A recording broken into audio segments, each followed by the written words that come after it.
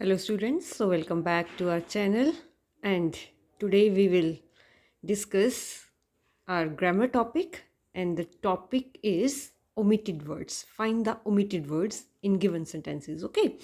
So इसमें जो है वो हमारे पास सेंटेंस दिया होगा तो हमें जो है उस सेंटेंस में जो एरर है वो फाइंड करनी है और उसका प्लेस फाइंड करना है कि कहाँ पर जो है वो एरर है। तो वो हम जब आंसर लिखते हैं ना उसका तो उसके पहले का वर्ड और उसके लास्ट का वर्ड जो है वो लिखते हैं मतलब थ्री वर्ड्स आते हैं बिफोर एंड आफ्टर। ओके।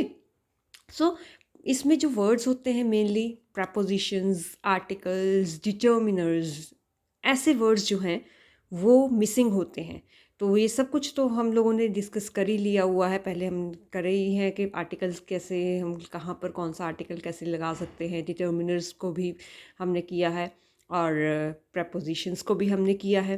ठीक है, तो बस वही सेंटेंसेस को जो है वो हमने सेंटेंसेस में उन्हीं एरर्स को फाइंड करना है, ओमिटेड वर्ड्स को फाइंड करना है और फिर हमने उसकी जो है राइट प्लेस जो है वो हमने उसकी फाइंड करके उस वर्ड को, उस पर्टिकुलर वर्ड को हमने लिखना है। ठीक है, तो लेट्स स्टार्ट। तो फर्स्ट सेंटेंस है he wants go alone. He wants go alone. तो अब ऐसे वर्ड्स तो आपने वैसे भी सेंटेंसेस पहले भी किए हैं कि वो अकेला जाना चाहता है। तो ही वॉन्ट्स ऑलरेडी वर्ब आ चुकी है, अब वर्ब के बाद फिर से वर्ब आ रही है तो कुछ इसमें जो है वो कमी है। तो आपने टू इन्फिनेटिव्स भी किए हैं, है ना। तो बस इसमें वही जो है वो हमारे पास एक मिस्टेक है कि वर्ब से पहले हमारे पास टू का यूज़ होगा। तो क्या आंसर आ जाएगा? वॉन्ट पहले है, वॉन्ट्स पहले है, उसके बाद हमारे पास टू आएगा, देन गो। तो एरर हमारे पास ओमिटेड वर्ड्स क्या है यहाँ पर? टू है। ओके, नेक्स्ट सेंटेंस करते हैं। He went to bed finishing his work. He went to bed finishing his work. तो आप इसमें अगर आपको नहीं पता चल रहा हिंदी बनाते हैं, ठीक है। तो ही वेंट टू बेड कि वो बेड पर गया मतलब सोने के लिए गया। Finishing his work, finishing his work कुछ अटपटा सा लग रहा है, काम ख़त्म करने से पहले गया कि करने के बाद गया। तो वो जो है ऑफ कोर्स कोई भी काम ख़त्म करेगा तो वो काम ख़त्म करने के बाद जाएगा, बाद मतलब आफ्टर। तो यहाँ पर हमारे पास क्या आ गया? He went to bed after finishing. Okay, तो आफ्टर जो है यहाँ पर हमारे पास ओमिटेड वर्ड आ गया। नेक्स्ट उसके बाद हमारे पास नेक्स्ट सेंटेंस है he was afraid losing his job. He afraid losing his job. तो उसे डर है अपनी जॉब खोने। बस यही है ना हमारे पास, कुछ मिसिंग लग रहा है ना। उसे अपनी जॉब खोने डर है। तो एक अभी हिंदी में भी कुछ वर्ड मैंने मिसिंग किया, इंग्लिश में भी ऑलरेडी मिसिंग है। उसे अपनी जॉब खोने क्या है? डर है। किसका? खोने का। तो का मतलब यहाँ पर अफ्रेड के साथ एक वर्ड आता है, वो याद रखो, हमारे पास आता है ना प्रपोजिशन। तो afraid of losing, afraid of हमारे पास ओमिटेड वर्ड है। तो नेक्स्ट आता है his suits are made of most expensive clothes. His suits are made of most expensive word।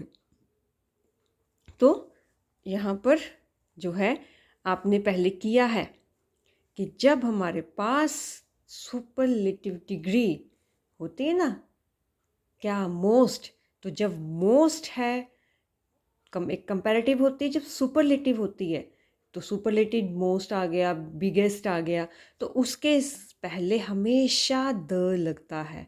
तो यहाँ पर वही द आएगा। His suits are made of the most expensive cloth। तो मोस्ट सुपरलेटिव डिग्री है और यही सुपरलेटिव डिग्री जो है वो यहाँ पर द के साथ जो है वो आएगी। नेक्स्ट उसके बाद देखो, It was only when I read her letter that I realized It was only when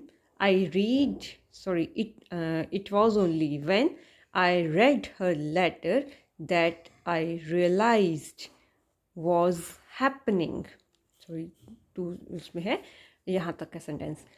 It was only when I read her letter that I realized was happening. तो ये तभी मुझे पता चला, इट वॉज ओनली, मुझे तभी पता चला कि जब मैंने उसका लेटर पढ़ा कि आई रियलाइज्ड, मुझे एहसास हुआ, वॉज हैपनिंग, हो रहा था. क्या हो रहा था, यही आना था ना, क्या. तो यहाँ पर क्या की कमी है, तो क्या की इंग्लिश क्या होती है, व्हाट. तो I realised what was, realised what was. Okay, next आता है हमारे पास,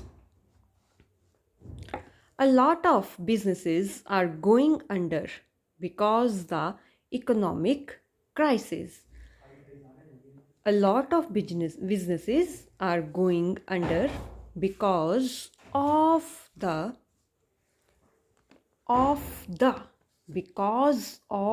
इकोनॉमिक क्राइसिस. इकोनॉमिक क्राइसिस मतलब कि अर्थव्यवस्था के कम इनकी क्राइसिस हो रहा है, उसमें कुछ प्रॉब्लम्स आ रही हैं, कम चल रहा है, जैसे आजकल बोल ही रहे हैं ना कुछ कि इकोनॉमिकली हम डाउन जाते जा रहे हैं एक कोरोना के कारण.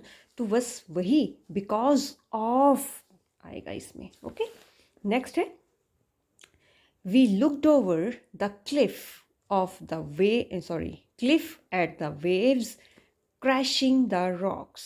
We looked over the cliff at the waves crashing the rocks. फिर वही हिंदी में बनाते हैं इसका कि हम क्लिफ के ऊपर से देख रहे थे कि वेव्स जो है crashing the rocks, crashing the rocks के लहरें जो हैं वो रॉक के ऊपर से जा रही थी. तो ऊपर आएगा मतलब on the rocks, crashing on the rocks. Next है हमारे पास, could I ask you something, you are not too busy. क्या मैं आपसे बात कर सकता हूँ, आपसे पूछ सकता हूँ. Something, you are not too busy, आप अगर बिजी नहीं हैं. अगर आया ना मेरे मुंह में, अगर की इंग्लिश तो कहीं भी नहीं है, तो क्या आएगा, could I ask you something if you are not too busy, if you are not too busy. ठीक है, तो लगा कुछ पता थोड़ा सा, यानी कि अगर आप एक्सरसाइज करोगे तो आपको और ज़्यादा क्लियर होगा. तो ये तो जो थी हमारे पास इसमें, जब हमारे पास सेंटेंसेस में है, तो पैराग्राफ भी हमारे पास आते हैं जहाँ पर हम इनको और ज़्यादा अच्छे से कर सकते हैं. पैराग्राफ में मिस्टेक्स होंगी, ओमिटेड वर्ड्स होंगे, हम उनको फाइंड करेंगे. तो अब पैराग्राफ के साथ इसकी कुछ एक्सरसाइज करते हैं. तो जैसे है, 200 seamstresses employed to make my shirts. They took measurements as lay on the ground, then measured my right thumb, desired no more. यहाँ पर ABC लिखे हैं, मतलब कि इस लाइन में कोई नहीं है मिस्टेक, ए वाली लाइन में कुछ मिस्टेक है, तो हम ए वाली ऐसे कि ए जैसे मैंने ऐसे लिखे हैं ना ABCD, तो उसमें बिफोर और आफ्टर वर्ड्स लिखते हुए हम उसको डिस्कस करेंगे. तो 200 seamstresses employed के 200 जो है वो seamstresses जो है उनको एम्प्लॉयमेंट मिला. टू मेक माई शर्ट्स, तो मेरी शर्ट को बनाने के लिए.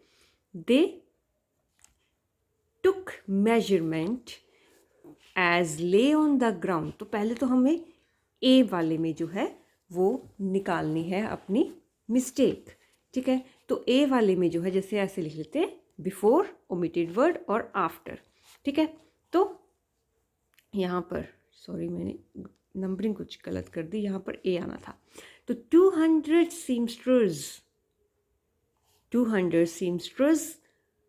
seamstresses were employed to make my shirts.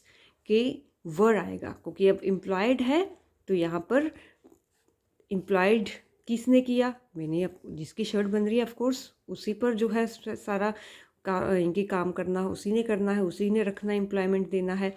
तो were seamstresses were employed to make my shirts, to make my shirts. ठीक है, यहाँ तक हमें कुछ नहीं लगा, ठीक लगा।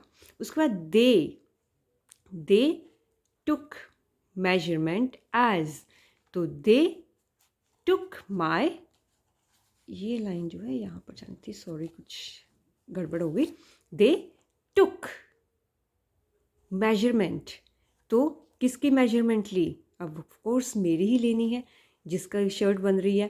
दे टुक, तो यहाँ पर माई आ जाएगा।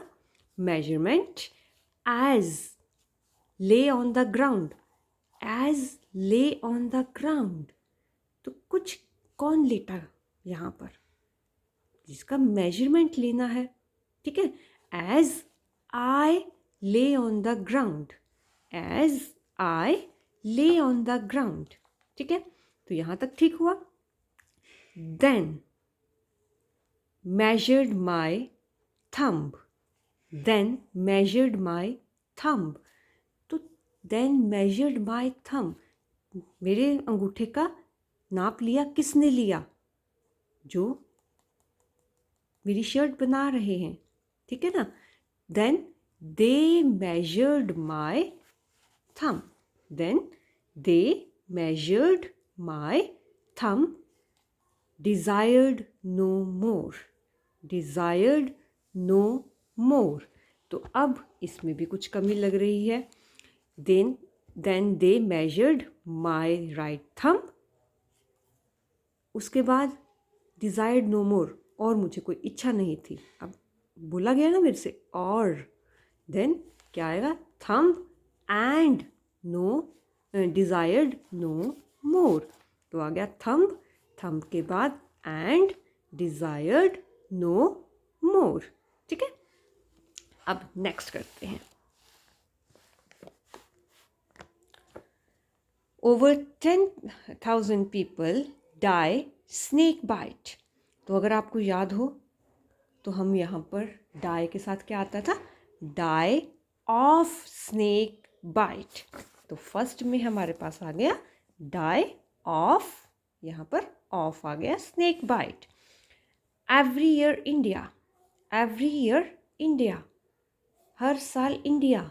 अगर पूरा सेंटेंस हम ये पढ़े, over 10,000 people die of snake bite every year India, तो कुछ है ना, हर साल स्नेक बाइट से, सांप के काटने से 10,000 लोग मरते हैं। कहाँ मरते हैं? इंडिया में आ गया ना, तो मे की इंग्लिश तो है ही नहीं। Every year in India, okay.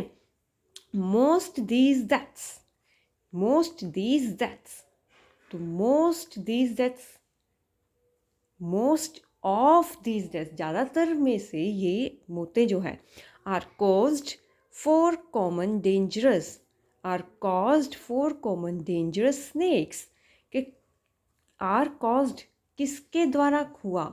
द्वारा आ गया ना, तो caused by for common dangerous snakes often called big four, often called big four.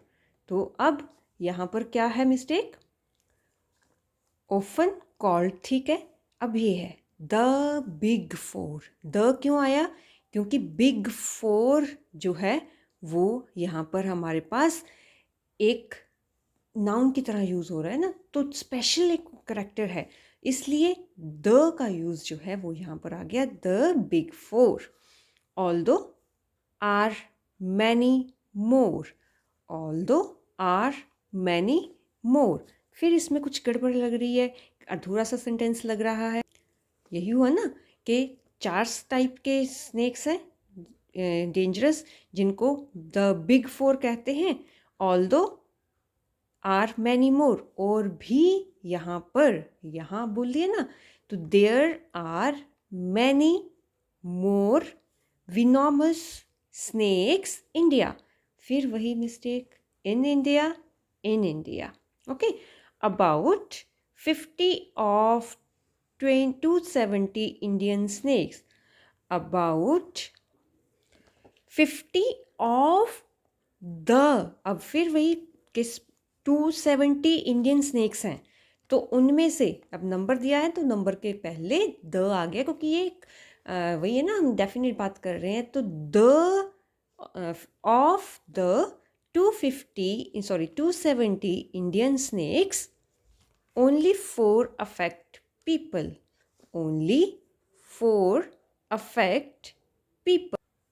Only, अब क्या है, 4 की बात कर रहे हैं ना, कौन से 4? These 4 जो हमने ऊपर बात की है।